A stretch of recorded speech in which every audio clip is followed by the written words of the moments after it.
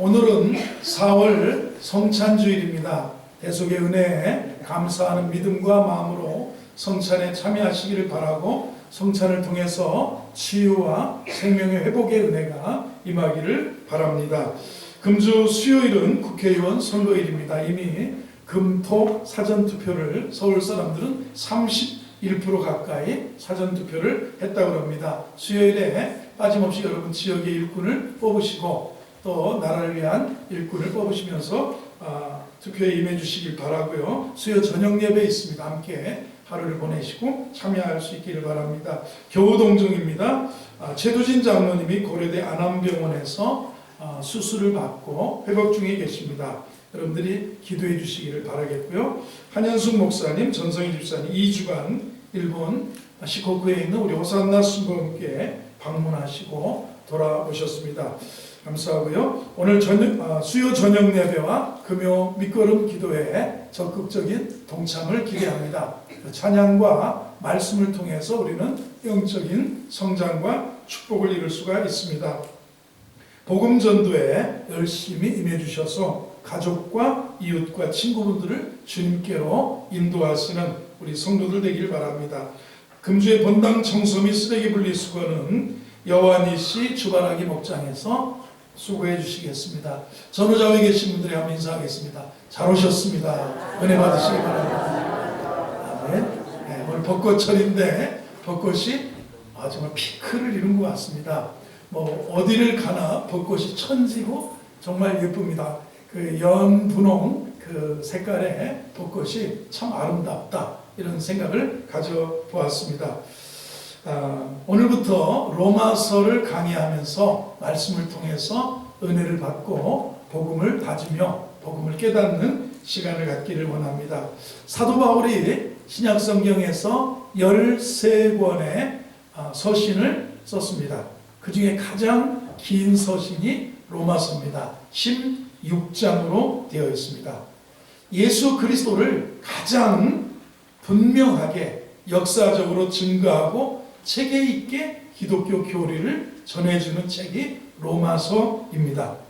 기독교의 기본 진리인 구원론을 가장 깊이 증거한 겁니다.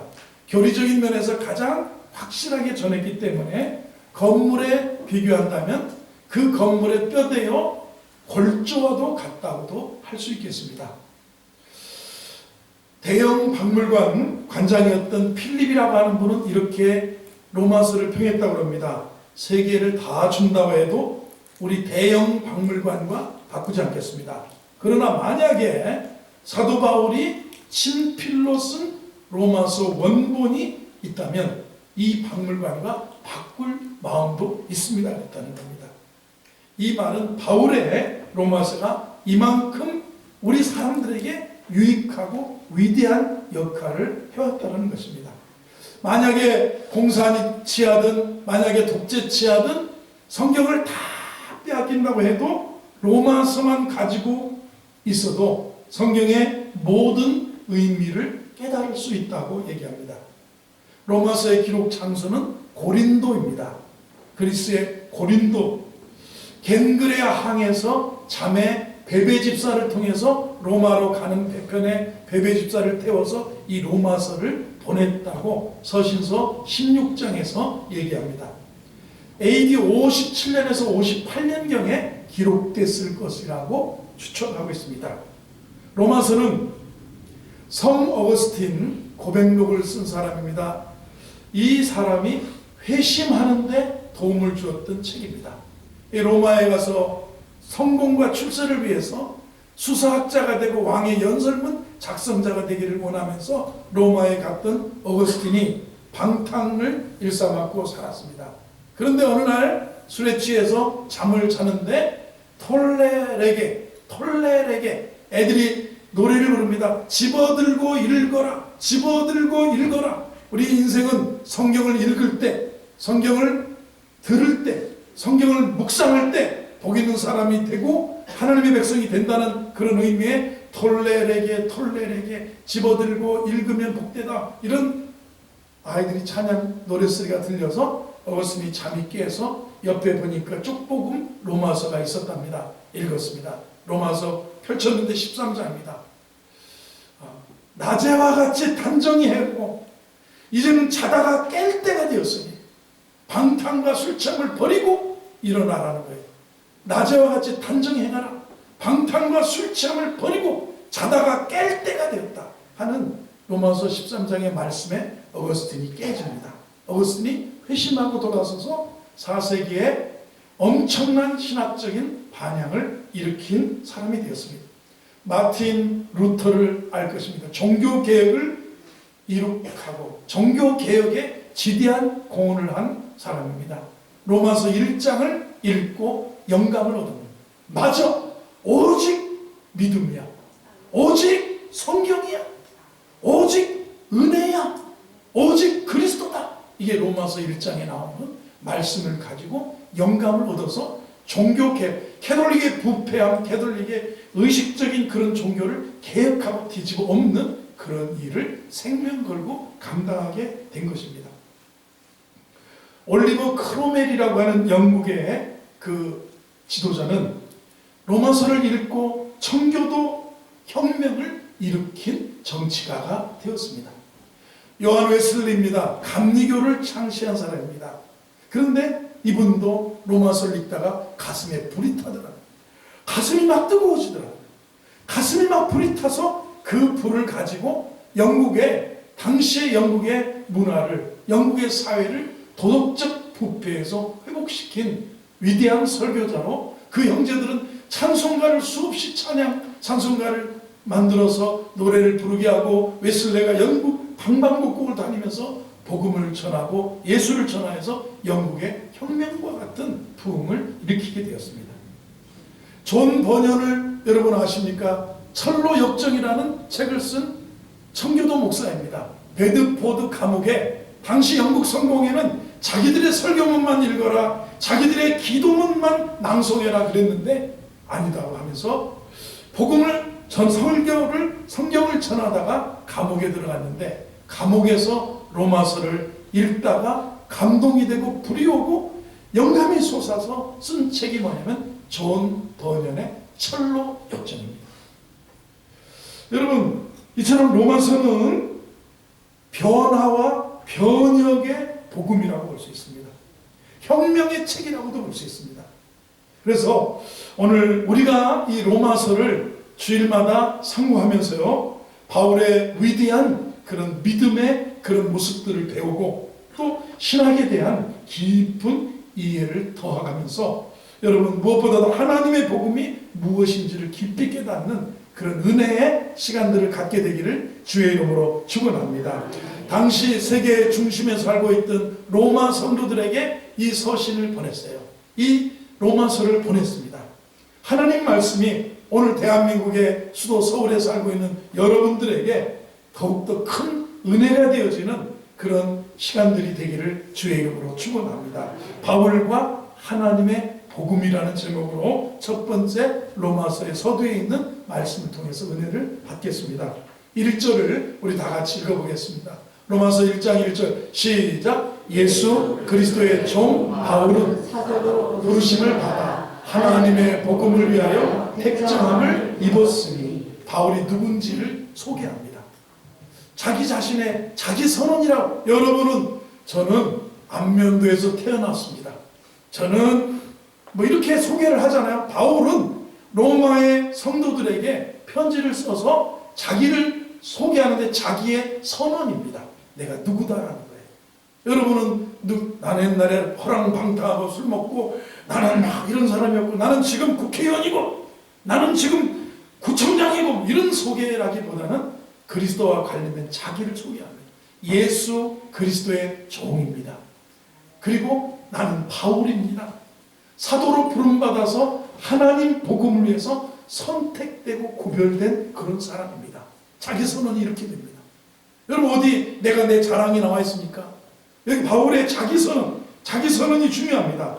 나는 누구냐 이거예요. 예수 그리스도의 종입니다. 노예입니다. 종. 그 당시 로마인들은 이 종이 어떤 신분인지를 알고 있었어요.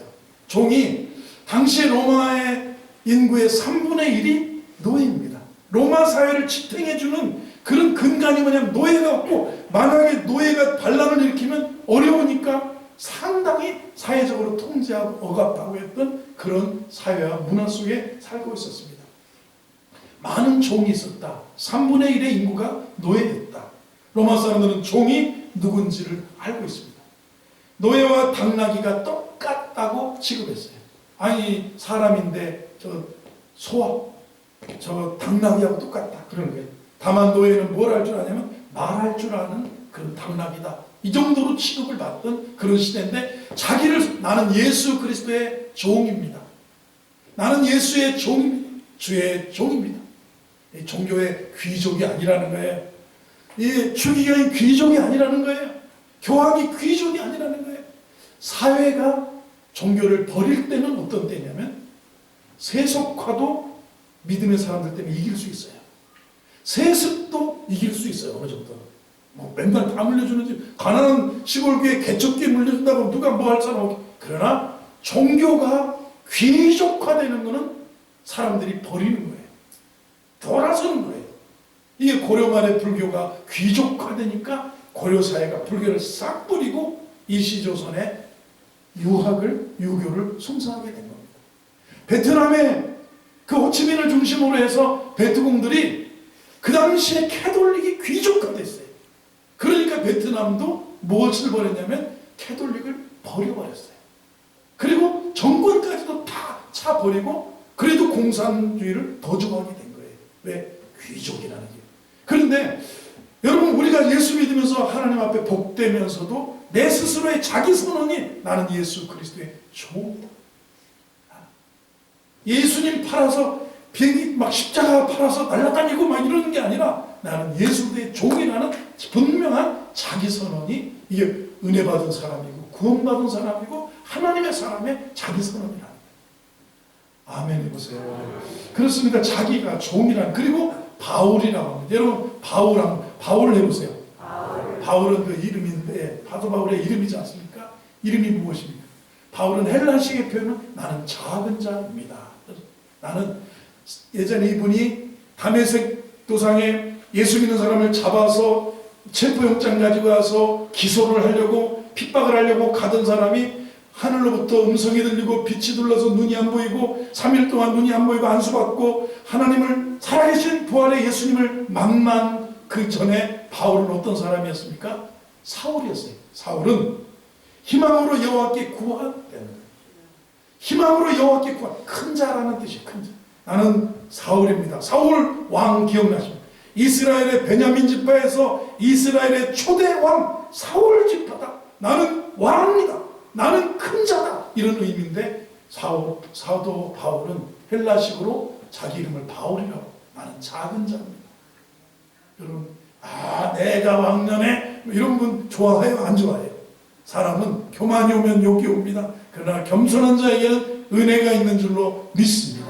이 스스로 나는 예수 그리스도의 종이다. 사람 종이야. 죄의 종이 아니고, 죄의 노예가 아니고, 사람의 노예가 아니고, 그 욕심과 정욕의 노예가 아니고, 나는 예수 그리스도의 종이다. 자기 선언이 분명합니다. 예수 그리스도의 종, 그리고 작은 자 바울은 사도로 부름받았고요. 그리고 하나님 복음 위하여 택정받, 자기 선언이 분명하잖아요. 여러분, 하나님 복음을 위하여, 하나님의 복음을 위하여. 여러분, 바울은 참 그렇습니다. 예수 믿기 전에 사도 바울, 가정 배경이나 자신의 학문적 배경, 상류층에 속한 사람입니다. 그렇죠? 상류층에 속한 거예요.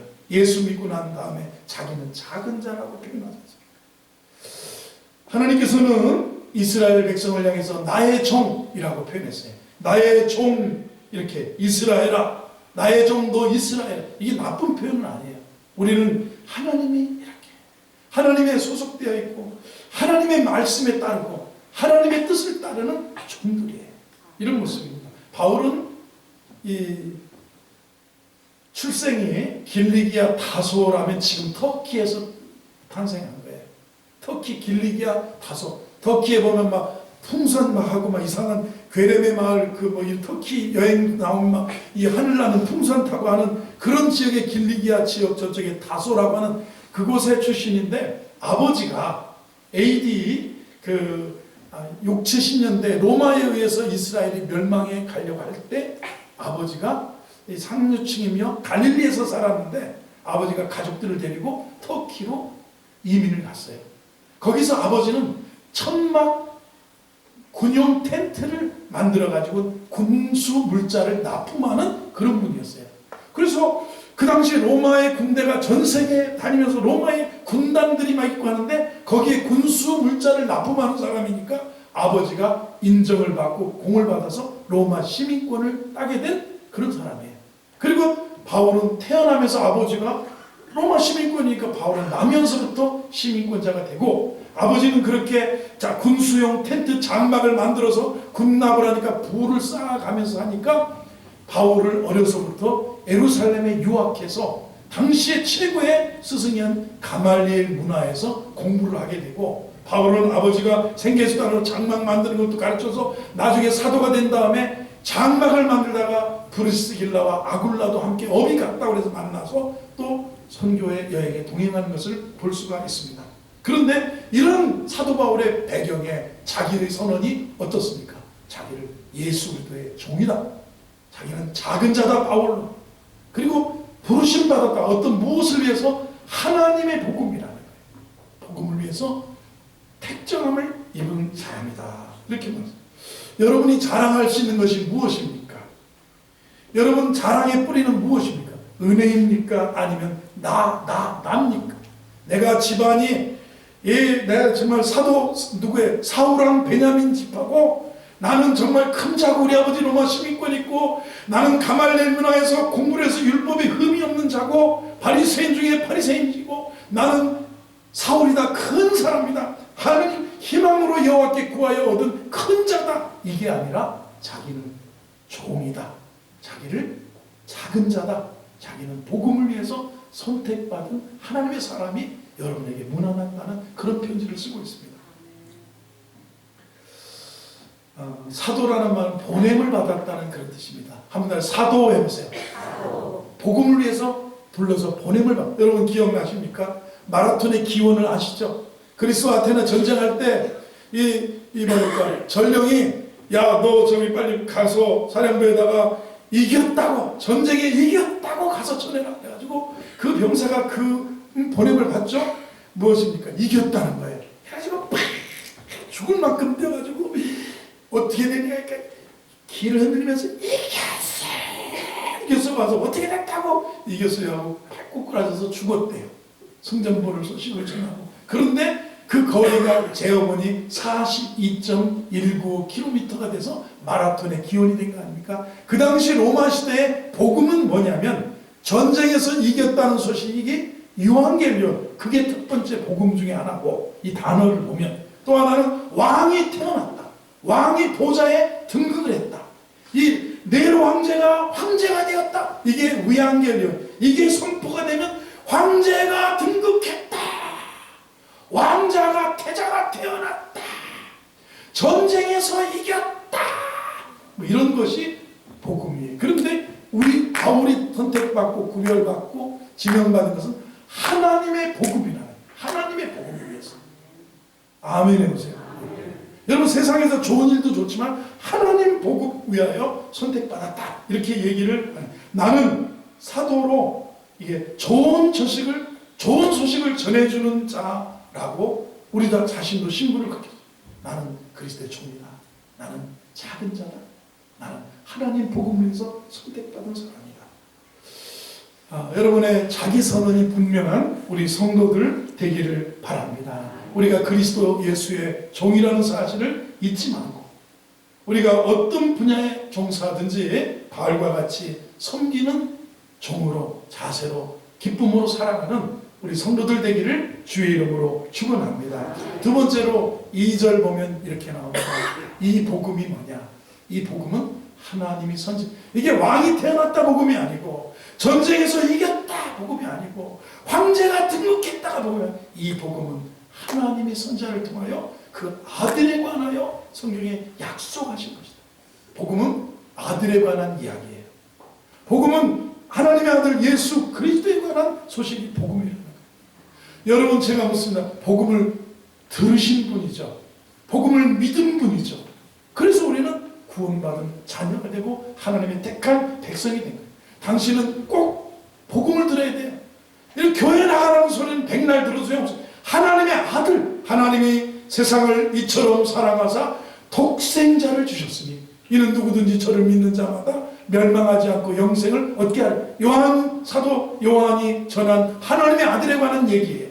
이거 우리가 다 아는 얘기 아닙니까? 하나님이 세상을, 하나님의 아들, 하나님이 세상을 이처럼 사랑하사 독생자를 주셨으니 이 땅에 오신 그리스도, 이 땅에 오신 하나님의 아들 예수 그리스도가 십자가에서 죽으시고 부활하시고 승천하시면서 대속을 이루셨기 때문에 누구든지 그 예수 아들에 관한 성경에 관한 것을 믿는 자는 구원받는다. 이게 복음입니다. 복음을 믿으시는 우리 성도들 되기를 바랍니다. 그렇습니다. 4절을 보겠습니다. 3절을 보겠습니다. 그 아들에 관하여 말하면 이제 아들, 하나님의 아들이에요. 예수 그리스도 하나님의 아들. 한번 들으세요. 하나님의 아들. 하나님의 아들의 복음. 그렇습니다. 아들에 관하면 육신으로는 이분이 예수님이죠. 다윗의 혈통에서 아브라함과 다윗의 자손 예수 그리스도의 세계라. 아브라함은 누구 낳고 요셉은 마리아에게서 그리스도라는 예수를 낳으니라. 아들에 관한 육신으로는 다윗, 아브라함 혈통, 다윗의 혈통에서 나신 분이다. 이렇게 설명하고 4절을 보겠습니다. 성결의 영으로는 죽은 자 가운데서 부활하신 하나님의 아들로 선포되었으니 곧 우리 주 예수. 복음은 우리 주 예수 그리스도예요. 육신으로는 다윗의 혈통에 오셨고요. 크리스마스에 오신 분이고 성결의 영으로는 그분은 십자가에서 대속의 고난받고 대속의 대신, 우리의 어린 양 대신, 피 흘림 대신 그분이 단번에 피 흘려 죽으심으로 능력으로 부활하시고 승천하셔서 승리하셔서 하나님 아들로 선포된 그분이 복음이라는 거예요. 이분이 하나님의 아들에 관한 게 복음. 한번 따라하세요. 아들에 관하여. 누구 아들입니까? 하나님의 아들이 복음이에요. 복음은 선거에 민주당이 이겼대 이게 아니고 선거에 국민의힘이 이겼대 이게 복음이 아니에요. 어떤 사람들 진영에 따라서 나는 좋아 누가 이겨서 좋아 이게 복음이 아니라 하나님의 아들에 관한 것이 복음이라. 전쟁에 이겼다, 선거에 이겼다, 왕이 등극했다, 누가 대통령 됐다, 그게 아니라 하나님의 아들에 관한 것이 복음이다, 이런 말씀입니다. 그러면서 이제 예수 그리스도가 누군지를 이렇게 말씀하시는 거예요. 육신으로는 다윗을 드러나신, 성결의 영혼은 하나님의 아들로 죽은 자 가운데서 살아나신 선포되신 그분이라는 겁니다. 여러분 영으로도 그렇고요. 여러분 육신으로만 보지 말고 영적인 그런 모습들을 볼 수 있는, 여러분 눈에 보이는 조건이 있고요. 믿음의 혈통도 중요합니다. 육신으로는 다윗의 혈통에서 나셨다.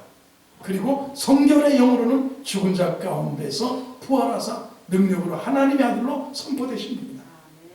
우리들의 가정이 믿음의 줄이 있고 믿음의 혈통이 있는 그런 가정이 되기를 주의 이름으로 축원합니다. 요즘 제가 그 예능 프로에 아빠하고 나하고의 뽀빠이 이용식 씨가 나오는 걸 봤어요. 왜냐하면 제가 기독교인이니까 그 유튜브의 알고리즘에 뽀빠이 이용식 씨가 사위를 보는데 누굽니까? 이 트로트로 나와가지고 내가 우리 장인한테 인정받으려고 나왔습니다. 그래서 처음 1회전인가 2회전까지 되고 나서 그 집 얘기가 쭉 나오는데 나중에 이제 뭐 결혼까지 하고 그런 장면에서 보니까 목사 아들이야. 얘가 사위가 뽀빠이 이분이 안수집사야.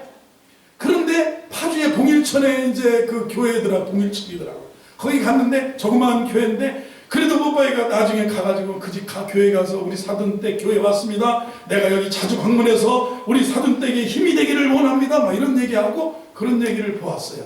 여러분 제가 뽀빠이 이분이 점수를 어디서 많이 줬을까? 딸이 좋아한다고 해서 줬을까도 생각을 해봤는데 그래도 목사님 집안에 내가 혼자 저는 목사잖아요. 저도 그래 우리도 애들 딸 장가가고 시집갈 때 그래 내가 돈은 많이 없지만 우리도 저 목사의 딸이다 목사의 아들이다 이런 생각도 가져보고 여러분은 무엇을 소중하게 됩니까? 국회의원 집 딸이다 재벌집 딸이다 그 준 재벌집 아들이야. 연봉도 많고 강남의 아파트가 2채래. 믿음의 혈통이 있습니까? 믿음의 가정입니까? 그리스도인입니까? 이것도 봐야 되잖아요. 예수 그러다가 누구냐? 육신으로는 다윗의 혈통에 나왔고 성결의 영으로는 죽은 자 가운데 십자가에 죽어짐이 있는 성도, 거듭난 성도, 이전 것은 지나가고 그리스도의 복음 안에 새로운 믿음의 가정이 있는, 이것도 봐야 되잖아요. 예수님을 이렇게 바울은 로마 교인들에게 단도직입적으로 자기 자신의 선언, 그리고 예수가 누군지를 우리가 예수의 이걸 볼 수 있어야 된다는 거예요. 이거를. 여러분, 하나님의 은혜와 복이 있는, 은혜와 평강이 있는 사람과 은혜와 평강이 없는 사람으로 나눠지는 거예요. 구원이 없고 은혜와 평강이, 여기 7절을 보겠습니다. 마지막에 로마 성도들에게 로마에서 하나님 사랑받고 성도로 부르심을 받은 모든 자에게 우리 아버지와 주 예수 그리스도로부터 은혜와 평강이 있기를 바랍니다. 여러분, 믿음의 사람은요, 은혜가 있고 평강이 있는 거예요. 근데 하나님이 없는 사람은, 그리스도가 없는 사람은, 믿음이 없는 사람은 은혜라는 것, 구원의 은혜, 생명의 은혜, 은혜와 평강이 없어요. 그런 거예요. 이걸 우리가, 그래서 믿음의 사도 바울이 그리스도가 누구냐? 우리에게 은혜를 주시는 분이에요. 하나님의 복음이 뭐냐? 하나님이 세상을 이처럼 사랑하셨어요. 그래서 독생자를 이 땅에 크리스마스에 나게 한 아기로 나게 하셔서 그분을 기름 부으시고 그분이 대속의 죽음을 당하시고 대속을 이루고 죽으시고 부활하시게 하셔서 우리를 살리셨다는 겁니다. 여러분, 믿음의 가정, 십자가에서 죽어지고 거듭난 가정이 되기를 주의 이름으로 축원합니다. 성도는 누구냐? 6절 7절에서 그렇게 말하는 거예요. 그러면 자기 자신에 대한, 내가 이런 분인데 이런 사람인데 여러분에게 이렇게 편지합니다. 왜냐하면 하나님의 복음에서 택정받았기, 이 하나님의 복음은 예수 그리스도 아들에 관한 이야기입니다. 아들은 육신으로는 다윗의 혈통에서 나시고 영으로는 죽은 자 가운데서 부활하셔서 하나님의 아들로 증거되고 하신 그분이십니다. 그러면 이 누구냐면 성도는 누구냐는 거예요. 오늘 여러분과 저도 그렇고 로마의 사람들이 누군지를 6절 보겠습니다. 6절에서 이렇게 너희도 그들 중에서 예수 그리스도의 것으로 부르신 바, 저와 여러분 주님의 자녀예요. 여러분이 자기선 나는 하나님의 자녀다, 나는 하나님의 구원받은 백성이다, 나는 그리스도인이다, 내 소속 내가 그리스도의 것이다. 사실은 로마가 전 세계를 다니면서 로마의 군단들이 전쟁터에서 포로를 잡아오면 로마의 포로 개선 장군이 개선해가지고 포로들 손에 쇠사슬에 매어서 질질 끌고 들어가면 노예 시장에 경매를 하고 먼저 병사들에게 나눠주기도 하고, 그러면 그 튼튼한 사과 파는 것처럼 짐승 파는 것처럼 그 노예들을 사가지고 가서 자기 집에 여기 어디 가서 불을 당겨서 귀에다가 송곳을 꼽습니다. 그리고 자기 집에 귀걸이에 문양이 있어요. 고신의 패밀리다, 이거 고신의 거다. 그러니까 돼서 예전에 우리나라의 초창기의 가나안 농문학교 김용기 장로님은 목걸이 하지 마라. 목걸이가 뭔지 알아? 노예라는 증거예요, 증거. 목걸이 하지 않아. 목걸이가 아니지 뭐지. 귀걸이 하면 코걸이, 귀걸이 이런 게 소속을 증명해요. 누구의 것이다. 고신의 노예다. 우리 소도 그러잖아요. 소도 콧대를 들고 방울에다 이렇게 하고 귀에다가, 목장에서는 엉덩이에다가 낙인을 찍든가 귀에다가 낙인을 찍지 않습니까? 그래서 사실은 우리도 복음을 받은 우리는, 복음을 믿는, 하나님의 복음을 믿는 우리는 너희도 로마 사람들 중에서 예수 그리스도의 것으로 부름받은 자녀라. 저와 여러분은 하나님의 자녀라고, 나는 구원받은 하나님의 백성이요 예수 그리스도의 것이라고 인정하시는 분 아멘 하시기 바랍니다. 나는 주의 종입니다. 나는 작은 자입니다. 나는 하나님의 복음을 위하여 구별되고 선택받은 그리스도께 소속되어 속한 사람. 의미를 발견해야 돼요. 사람이 의미를 발견하면 승리하는 거예요. 기독교에 많은 사람들이 읽고 읽는 책 중에서 포로 수용소에서라는 책이 있습니다. 빅터 프랭클이라고 하는 분이 2차 대전 그 당시에 유대 나치의 포로로 잡혀갔습니다. 유대인 정신과 의사가 포로로 잡혀가서 수용소에서 삶의 의지를 불태우는데 보니까 죽는 사람이 크리스마스에는 전쟁이 끝났다는 소식이 올 거야. 부활절에는 전쟁이 끝났다는 소식이 올 거야. 올해 다 가기 전 올 거야. 그러면 그때까지는 막 바짝바짝 하다가 크리스마스 딱 지났는데 전쟁이 끝났다는 소식이 안 오면 사람이 그러면 아유 비누 공장으로 잡아드려야 되겠다. 아 이거는 죽여야 되겠다. 가스실 비누 공장. 그래가지고 사람이 잡혀 죽는 거예요. 그런데 의미를 발견. 내가 살아야 될 의미. 그래서 이분이 남긴 말이 그거예요. 포로 수용소에서 누가 살아남냐 보니까 힘센 사람이 살아남는 것도 아니고 튼튼하다고 살아남는 게 아니고 지혜롭다고 살아남는 게 아니라 인생에 살아야 될 의미를 발견한 사람이 살더라. 그래서 프랭클은 유리 조각을 주어서 그거 얼굴 검사하는 날 이거 살릴지 말지 검사하는 날은 이렇게 피를 어디서 내가지고 입술에다가 피를 쫙 바르고 얼굴에도 붉으스름하게 해가지고 눈을 따뜻하게 뜨니까 아 너는 그냥 여기 있어. 그 다음에 의미를 잃어버린 사람은 개눈깔 눈깔 같이 돼가지고 너 이리 와 비누 공장 잡아가지고 이 기름 가지고 비누 생체 실험하는 데 가고 그렇게 갔다는 거예요. 의미가 그렇게 중요해요. 인생의 의미. 내가 예수 그리스도의 종이다. 의미. 나는 작은 자입니다. 하나님의 복음을 위해서 선택받고 구별된 사도입니다. 그러면서 너희도 그래요. 로마 교회 너희도 그들 중에서 예수 그리스도의 것으로 부름받은 자니라. 저 여러분 주님이 나를 불러주셨음을 믿습니까? 세상에 모래알같이 많은 사람 중에서 벚꽃잎보다도 더 많은 그 잎사귀 속에서 나를 부르신 거예요. 나를 부르셨어요. 자녀로 부르시고 사명으로 부르시고 구원으로 행복으로 영원으로 나를 초대하신 거예요. 7절을 보겠습니다. 7절 시작. 너희도 그들 중 7절 다음 절 7절 시작. 로마에서 하나님의 사랑하심을 받고 성도로 부르심 받은 모든 자에게 하나님 우리 아버지와 주 예수 그리스도로부터 은혜와 평강이 있기를 원합니다. 우리는 여보세요 이 로마에서 하나님 사랑받은 여러분 저 여러분도 사랑받았어요. 하나님이 나를 사랑하사 하나님이 세상을 이처럼 사랑하사 독생자 예수를 주셨습니다. 보내셨고 듣게 하셨고 성도로 부르셨어요. 택하셔서 이게 구별해 주셨어요. 받은 자에게 하나님 우리 아버지와 주 예수 그리스도로부터 은혜와 이 성도들은 이런 사람인데 여러분에게 은혜와 평강이 있기를 원한다는 겁니다. 여러분 오늘 이 주일 예배에 오신 여러분 주님께서 주시는 은혜 먼저 받아야 구원받고 은혜 받아야 우리가 믿음도 있고 은혜 받아야 종된 삶을 살고 은혜 받아야 우리가 좋은 거예요. 은혜 받고요 평강이 넘치는 그런 우리 성도의 삶이 되기를 바랍니다. 예수 그리스도로부터 하나님 아버지로부터 은혜와 평강이 있기를 원합니다. 옆에 계시는 축복이 은혜와 평강이 있기를 원합니다. 그래요. 은혜와 평강이 중요합니다. 가정에 사랑하는 성도 여러분 우리가 이렇게 중요해요. 내 지혜로 사는 게 아니에요. 내 힘만 가지고 사는 게 아니에요. 복 있는 사람이 돼야 돼요.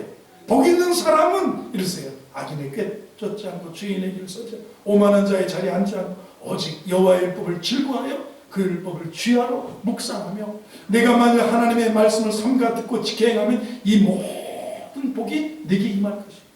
그렇지 않으면 이 모든 저주가 내게 임하리니 들에서도 성읍에서도 저주받는다는 거예요. 그런데 이게 뭐예요? 기복이 아닙니다. 은혜가 있어야 돼요. 우리는 은혜가. 그리고 은혜 받은 사람에게 따라오는 평강. 오늘 예배하는 여러분 은혜와 평강이 넘치기를 바랍니다.